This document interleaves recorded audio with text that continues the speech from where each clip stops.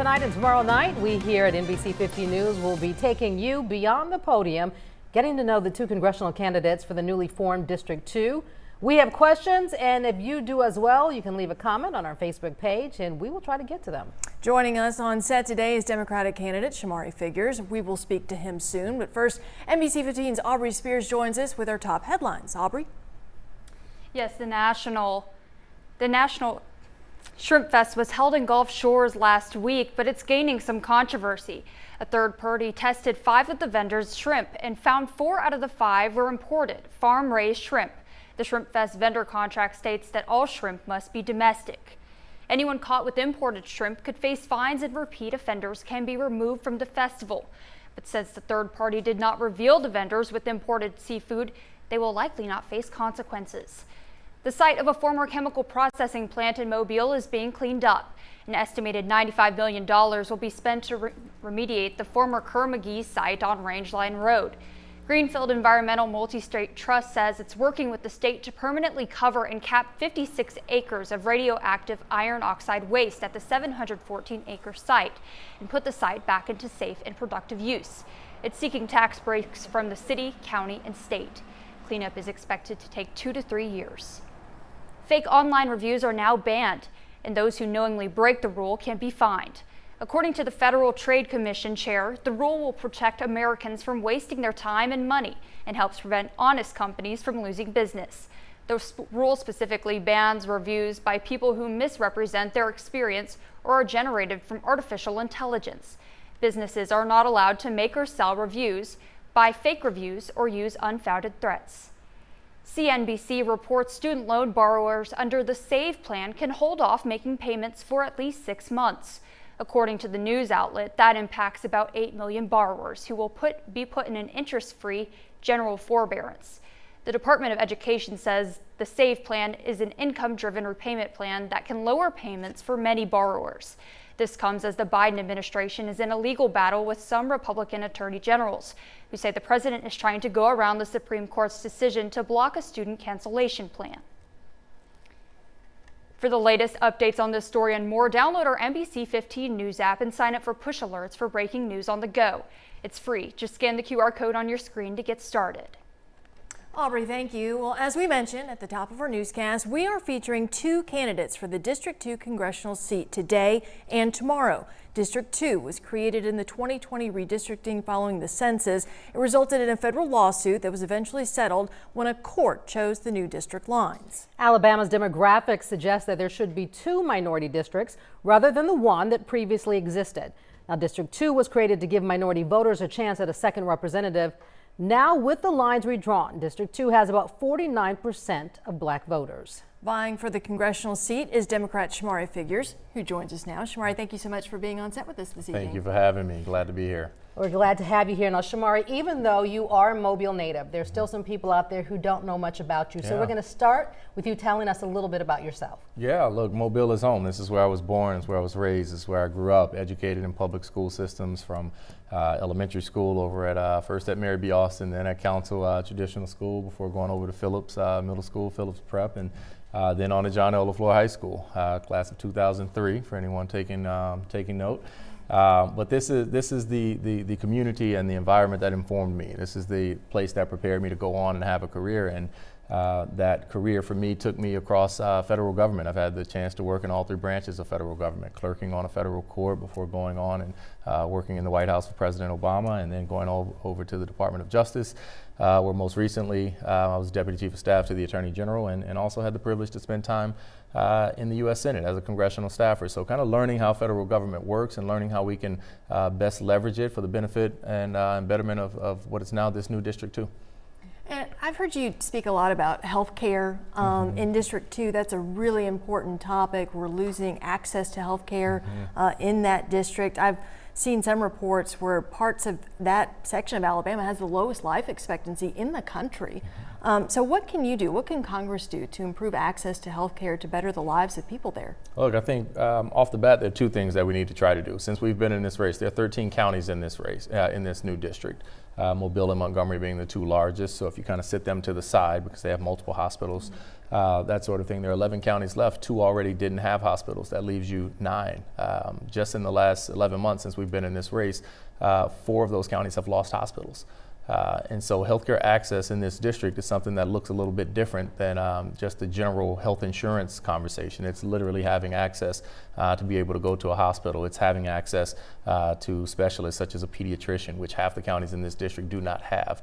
It's having access to ambulance services that can get you to a hospital in a reasonable amount of time, which several counties in this district have average wait times exceeding 45 minutes for an ambulance. And so it's things like that that we really have to address. And from a federal standpoint, we can definitely drive resources here locally to be able to combat some of that. But we also need to expand Medicaid in the state of Alabama, and there's a role for federal government to play in that. We have to re-incentivize the state of Alabama to do what 40 states have already done and expand Medicaid and do the right thing and actually provide health insurance and health care coverage for thousands of people. By conservative estimates, that will be north of 300,000 people just here in the state of Alabama who would actually have access to be able to go to a doctor throughout their life. Those are the people who currently make too much to be eligible for Medicaid but don't realistically make enough money to be able to afford health insurance on the private market, and that's the most vulnerable group. Those are the people that we need to get to and need to make sure that they can get to a doctor. And if I could just follow up on the Medicaid expansion, because that's become highly politicized and Alabama has not wanted to expand Medicaid. So how would the federal government incentivize the state to do that? Yeah, it's the reimbursement incentive. That was the same incentive that was used to get the 40 plus other states that have already done it. And that was essentially under Obamacare, the Affordable Care Act, whichever terminology you like to use for it.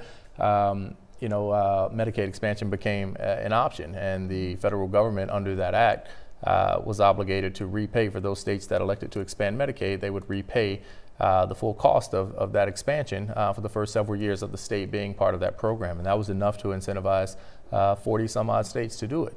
But not Alabama. We have not done it. We've not yet seen the wisdom in trying to provide more health care coverage to more and more people, especially the most vulnerable people who need it, to make them healthier throughout life, to make it cheaper to provide health care coverage for them as they age and get older. And that is in a state where here, if you're born in the state of Alabama, you're expected to live the shortest life in the United States of America with the exception of 2 other states. And so I don't think that that's something that can't be fixed, and I think it's something that everybody in Washington representing this state and everybody that's representing any part of this state and state government has an obligation to address. All right, Shomari, let's switch gears here a little bit and let's talk about the economy. Let's talk about employment, because we know in a lot of these counties, there are rural counties that are in this district. They have a hard time getting the young people to come back because of jobs not being there. Even here in Mobile, we see a lot of open jobs because we can't get our young people to come back. Now, if you get into Congress, what are some things that you think that you want to push to try to get better jobs, try to work on the economy in those areas and build them up? Yeah, so your congressman has to be your biggest cheerleader, for the communities in your district. And you have to do everything that you can to promote your district as a place where families want to be, where people want to grow up, where students, if they go off to college, where they want to return back to. You have to create that environment where companies want to be there, where companies want to set up shop there. And in too many places in this district, especially the rural parts of this district, they struggle with things like not having a hospital. And in order to be able to recruit, in order to be able to retain those types of businesses that are going to be attractive for those students to want to come back home and want to set up shop there, and for people to want to return there and live there, it's a tough recruiting pitch to make to a company. Come set up here when that pitch begins with we don't have a hospital, or we don't have sufficient broadband access, or we don't have modern affordable housing options, or we don't have temporary housing options. And so in many of these areas, we have to build up that sort of what I refer to as life infrastructure, those hospitals, those schools, those utility assets. In some places, such as Macon County, they need expanded capacity for their electrical grid to be able to recruit in more industry. And so we have to pay attention to those root causes of what leads companies to not being attracted to certain parts of this district in order to do it. Beyond that, look, we have to make investments in our workforce. We have to. We have to understand the realities that unless a company is relocating to your community because of a natural resource that you provide, the number one resource that you can provide that company is a workforce, is a qualified, trained workforce. And I believe that begins in more investments in our public education system, because regardless of how you feel about public or charter or private schools, the reality is that north of 85% of people in the state of Alabama have finished and will continue to finish from public schools. And so that is our largest workforce development program. Okay, we're going to have to cut you right there because we're going to have to go to a commercial break. But when we come back, let's expand a little bit more on education and the issue that we have and what we're lacking here in the state of Alabama. All right. We'll be back with more conversation with Shomari Figures in just a moment.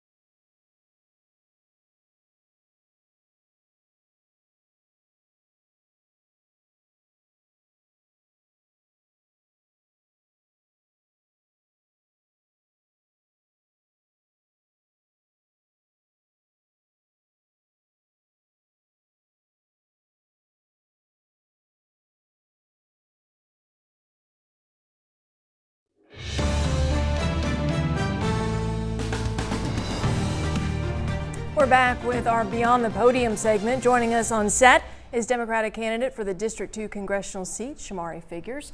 I wanted to pick up on something that you'd hit on in our last segment, talking about affordable housing, and I'm curious if you support plans that Kamala Harris has proposed about down payment assistance with housing, tax credits. How would you tackle that issue with affordable housing? Yeah, look, I think we first have to create an environment that incentivizes builders to build. I think we have to understand the realities that when we have more supply, that costs come down. And so everything that we can do to incentivize in the programs that we can invest in and support that get builders to a place of building more of a modernized housing supply, I think is helpful for everybody.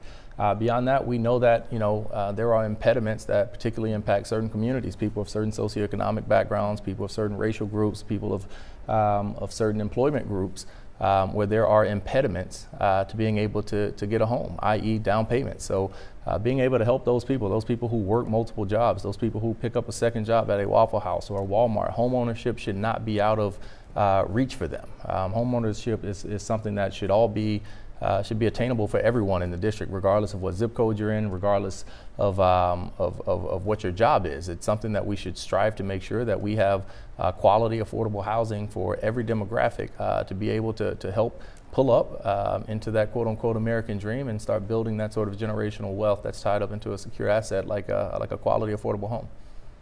All right, now when we're talking about housing and neighborhoods, you've got some people in areas, especially around Montgomery and certain parts of Mobile, that are afraid to come out of their homes at night because of the gun violence, which is an issue that's plaguing the entire nation right now, especially among our teenagers. If you get into Congress, what are some things that you can help do to kind of control the gun violence and make our neighborhoods safer? Yeah, look, this is an issue that's touched far too many people, far too often, and in far too many tragic ways. It's something that I'm not immune to myself, having family members and close friends that have been victims of gun violence, and it's something that we have to get a handle on. And what we have to do is actually address the issue and not just sit and scream and shout about it and fail to take steps that are commonsensical and make the investments in the programs that we know are more likely to be effective of keeping kids off of the pathway of ending up on one side or the other of a bad decision that ends in gun violence. And so to me, what that looks like is supporting those programs, those after-school programs, those summer programs, those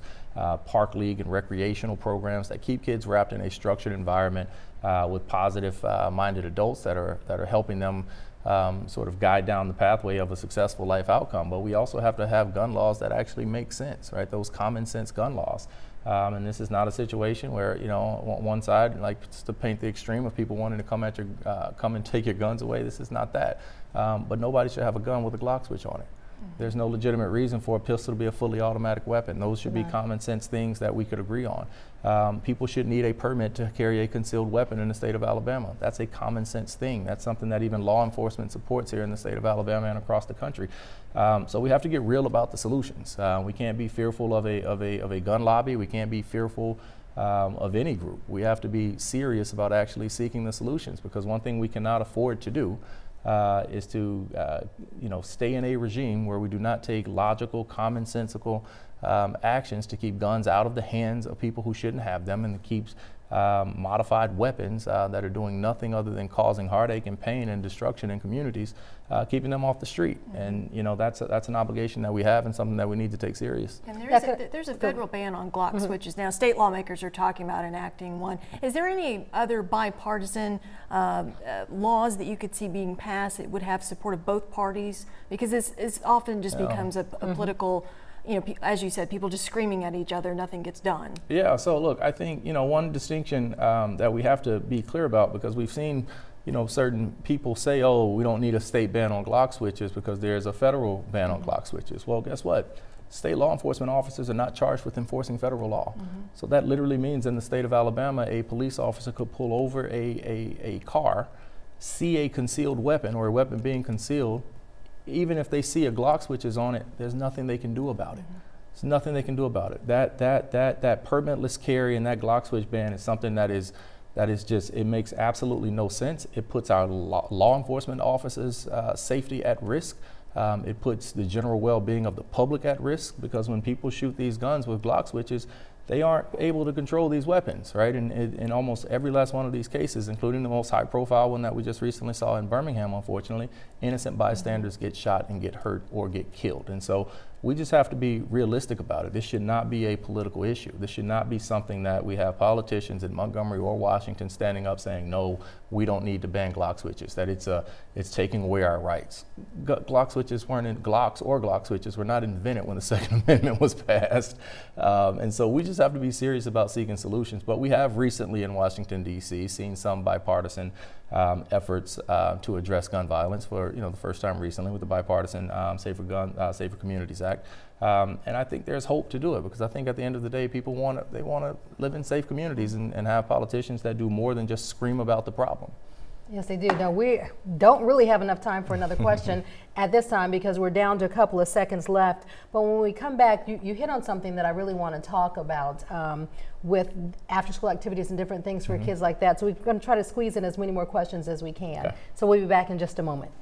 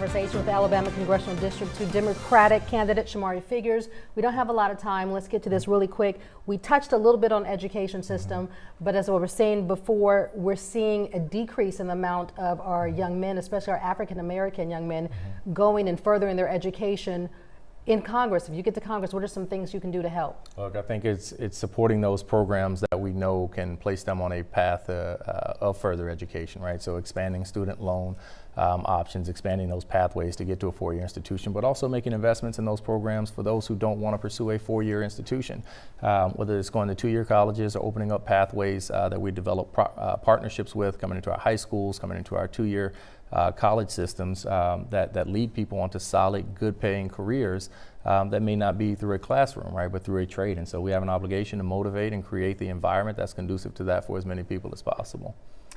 Real quickly, because we're running out of time, Social Security, a lot of people depended upon that. It's projected to be insolvent by fiscal year 2034, maybe sooner. Yeah. What can Congress do? Congress can roll up its sleeves and fix the issue. We can do that. We have to be serious about how we generate revenues. We have to be serious about how we spend the revenues that we generate, and we have to be serious about protecting our seniors. There's no greater obligation that this country has than to protect its most vulnerable people, and amongst that population are those people who have reached an age where they can no longer generate wealth through employment themselves. And so we have to be serious about that obligation that we have to take care of our seniors and make sure that Social Security is there for them. All right. Thank you. We're going to go to commercial break real quick. We will be back to wrap it up with Shomari Figures in just a few moments.